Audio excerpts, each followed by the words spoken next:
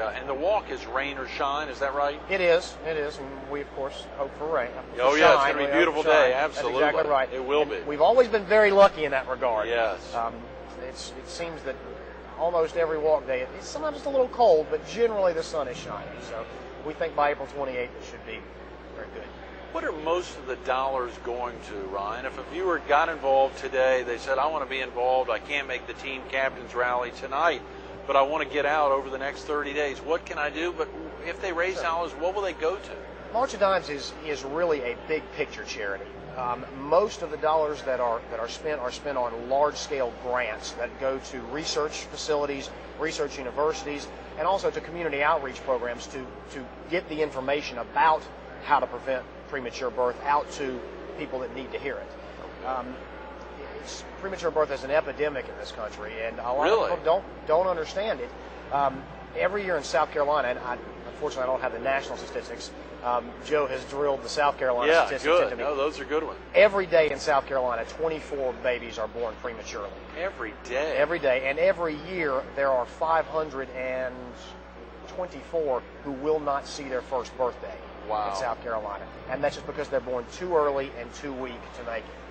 And there are, unfortunately, the exact cause of premature birth is unknown. There are lots of different factors that can come into play, and one of the March of Dimes' most important missions is education, to try and educate future mothers, expectant mothers, exactly what to do in order to ensure that you get that full 9-month term. Right.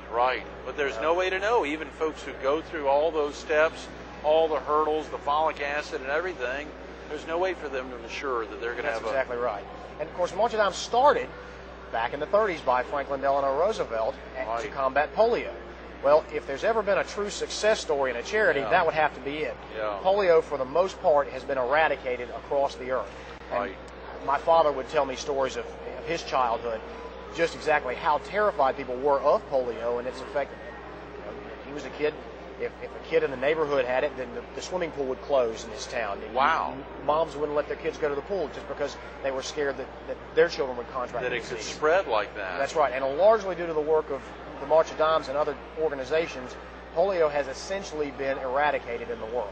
Since the 50s, that's exactly right. And obviously premature birth has not reached that level yet, but we're hoping that with your help and with everyone's help, we can have the same level of success there. And folks wonder, can I really make a difference? But you highlighted right there, those dimes made a difference to get to the end, to be able to get the Salk vaccine. And of course, folks think, how can I make a difference now? Y'all have pretty aggressive goals there, Ryan. Oh, we do.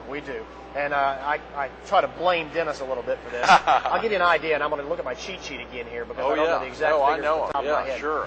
Back in 2003, the Horry County Walk raised $121,700. Right. Okay, in 04, which I believe was Dennis's first year of involvement, as chair, we broke the $200,000 barrier. No. 203,600. Right, in 05, we raised $215,390. Wow. Now last year, which was my first year as co-chair, and I'd love to take credit for this, unfortunately I can't take much. Last year, we raised $272,000. Wow. And that was with a goal of $230,000. So we exceeded our goal, and of course what that means is for this year they have raised our goal to $293,000. Is that right, Ryan? Which would make us one of the larger walks in the country. That's a huge goal, and we're working towards it as best we can. What a tremendous number, and of course having all the teams. Now, of course, last year y'all had less teams than you've got this year. We did, and that's another thing that moving to coastal Carolina has done, I think. Historically, even though it's the Horry County Walk, it's always been viewed as a little bit of a Myrtle Beach walk, because we held at the Pavilion.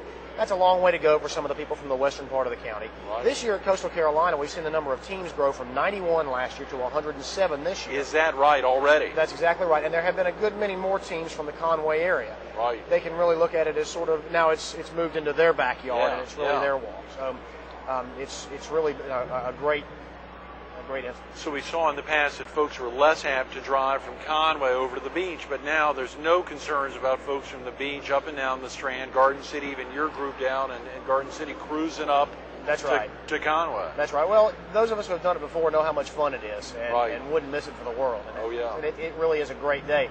I think Coach is coming tomorrow. Coach will share with you a lot of what's actually going to happen at the walk. That's right. I won't steal his thunder. No. You know, it's amazing. As you said, walking through the entire campus, it's gotten to be so large and so much excitement wrapping around that. And Coastal's been, you've got some tremendous sponsors again this year as well, folks that are going that extra mile to make sure, but it really focuses on teams and getting folks out there. If a viewer was hearing about the WalkAmerica for the first time right now, what could they do, Ryan, to be involved? Well, it's not too late to start a team. It's never too late. Okay. Basically, there are two ways to help the March Dimes. The first is by a corporate sponsorship, and you're very familiar with that. Oh, yeah. You've been our presenting sponsor for the last 3 or 4 years. Yeah, I know the last two that Right. I've been the chairman. There are lots of levels of sponsorship, though. As a corporation, basically, a sponsorship gives you the opportunity to get your name out to all the walkers that will be there.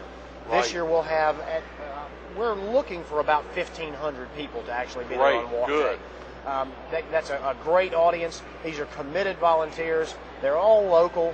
It's a great way to get your name out. And there are levels of sponsorship starting anywhere from $100, and of course the sky's the limit from there. Oh yeah, sure. This walk gives a unique opportunity for small level sponsorships because of the winding nature of the walk. Right. Lots of opportunities to buy a sign that will point people in the right direction. And it's unlike last year when you basically went down the beach and back. Now there are a lot of twists and turns. Great opportunity to get your name in front of everybody at different locations. Absolutely. That's great thinking. And there really is an opportunity to get it out. And those signs are beautiful. That's right. They stick in your mind. You're out there walking. It's a leisurely day. It's a Saturday, rain or shine. Those sponsors you remember. That's exactly right. Of course, the other way that you can help is by starting a team. And a team, as I mentioned before, can be as few as one person. It can be as many as a gargantuan corporation. Our Blue Cross Blue Shield here locally. 10,000. That's right. And AVX, two of the largest employers in our area, both have very successful big teams. They sure do. In addition, if I'm not mistaken, and I'm trying to remember the statistic, I believe that Horry County School Department is the largest employer in Horry County. And of course, our school system is, again, a huge contributor in terms of teams. Oh yeah, and there's still some schools that aren't involved, Ryan. Can if a viewer right now is watching before they're running out the door getting off to school and they know that their child's at a school that may not be involved, can they still get involved? Absolutely. And all it takes basically for a school or any organization to get involved is for one person to step up and be a team captain. Right. You really need to have that one focal point that the information can flow through. Basically, if you get in touch with Joe can tell you everything you need to know. She can set you up with all the materials that you need to raise money. And our most successful teams sometimes are the ones that have the most creative methods of fundraising. Right. Some of the schools have been real creative, selling ice cream on certain days, selling different snacks on different days, allowing kids to wear different clothes on different days. They'll have I believe one of the schools has a Clemson Carolina day where you can wear a Clemson outfit or a Carolina outfit. Right. Lots of really neat ways to raise money. Different organizations do the same thing, not just schools. My company, Dunes Realty, last Sunday held a fashion show for children. Oh yeah, and had a number of our ambassador babies there, and it was a great success. Yes, that's tremendous. Any type of unique fundraising opportunity really helps. The Anderson family did the thing the end of last week or early this week. The That's exciting exactly right. thing The at Buffet Babies and Magnolias, which was very popular, and a lot of folks and a lot of y'all out there really making it happen. Dennis Wade also talked yesterday about going to walkamerica.org/South Carolina, that a lot of folks can make donations online. That's correct. And actually, you can not only sign up, you can create your team on Walk America's website. Great. And you can create a list of each person that will be walking and allow that person's family and friends to actually contribute through the website. It's really a very neat way of setting it up, and I was very impressed to see it. Ryan, I think so oftentimes folks are touched in a personal way, whether they've lost a child or they've been through experiences or had a child born prematurely. Have you or anyone in your family been involved directly or had an impact? Well, not so much specifically. My wife and I tried for years to have our child, and we suffered through a number of miscarriages prior to having Delaney. She's 3.5 years old now, and is just a bundle of energy. That's right. It's 7:30 now. That's exactly right. I don't know how you got here. Yeah. A big bundle of energy. And I can't really compare what we went through to any other situation. But I know that a lot of the parents of these premature babies, anyone who's had a child before, knows how difficult the first couple of months can be, knows how hard it is to get on that schedule of getting up every morning. And that's when you have a healthy baby.